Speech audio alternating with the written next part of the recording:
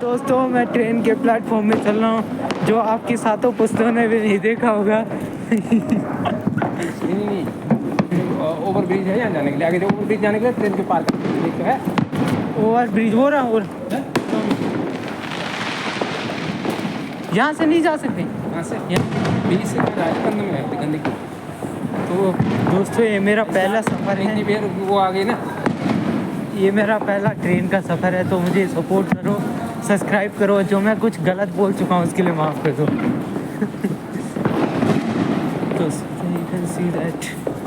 कल यहाँ कौन सा है? तो दोस्तों हम प्लेटफॉर्म नंबर 5 ढूंढ रहे हैं, तो मदद करो हमारी ढूंढने में।